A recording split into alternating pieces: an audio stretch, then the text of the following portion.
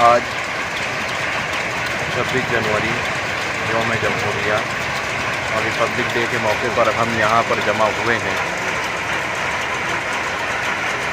اور یہ جمع ہونے کا مقصد یہی ہے کہ ہمارے اس ملک ہندوستان بھارت کو آزاد کرانے میں ہمارے علماء کرام نے اور اسی طریقے سے برادران وطن نے اپنی جان کی بازی لگائی ہے اور اپنی جانوں کا نذرانہ پیش کیا ہے، اور صحیح معنوں میں اس ملک کو آزاد کرانے میں واقعی میں ہمارے علماء کرام کا اور برادران وطن کا حصہ رہا ہے۔ اب جو ملک کے موجودہ حالات ہیں کہ ابھی گزشتہ دنوں جو رام جنم بھومی کا موقع پیش آیا ہے، اس موقع پر جو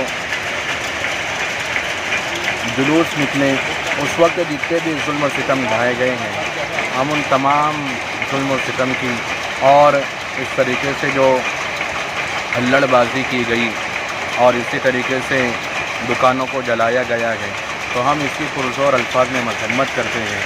اور مودی سرکار سے جو ہے یہی مطالبہ کرتے ہیں کہ اس طریقے سے کہنا چاہیے کہ یہ ملک دیش یہ ایک آئین کے مطابق چلتا ہے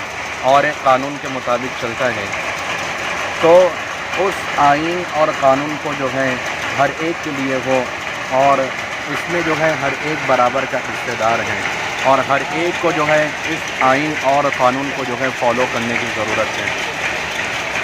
انصاف ہر ایک کے ساتھ ہونا چاہیے، اور جگہ جگہ پر جو ہے مسلمانوں کو ٹارگٹ بنایا جا رہا ہے، اور اسی طریقے سے بلڈوزر قانون چلایا جا رہا ہے، اور مسلمانوں کے ہی جو ہے مکانات کو جو ہے ٹارگٹ بنایا جا رہا ہے۔ تو ایسا نہ ہو کہ جو ہے یہ ہمارا جو ملک ہندوستان ہے یہ کہیں اور چلا جاوے، اور اس طریقے سے پورے ملک ہندوستان میں جو ہے ظلم و ستم جو ہے برپا ہو جاوے۔ اس لیے جو ہے ہمارے صدائے وقت چینل کے مادھیم سے یہی چاہتے ہیں کہ جو ہے یہ ملک آئین اور دستور کے مطابق چلتا آ رہا ہے، اور اسی کے مطابق آئندہ بھی چلتا رہے، ایسی ہماری برسر اقتدار حکومت سے جو ہے ہمارا مطالبہ ہے اور ہماری درخواست ہے۔ بہت بہت شکریہ۔ السلام علیکم، میں ماسٹر اخلاق احمد جمعیت العلماء ہند پارٹی کے ناصر زیرہ صدر کی حیثیت سے آج میں نے 26 جنوری کا یہاں پر پروگرام رکھا۔ 26 جنوری کیوں منایا جاتا ہے؟ دراصل 26 جنوری کی جو حیثیت ہے اور حقیقت ہے، 1947 کے اندر جب ہمارا ملک 15 اگست کو آزاد ہوا، اس وقت آزادی ملنے کے بعد فرانس اور پرتگالی کے لوگ وہ اپنے ہندوستان پر قابض رہے، لیکن انگریز لوگ ہندوستان چھوڑ کر چلے گئے تھے،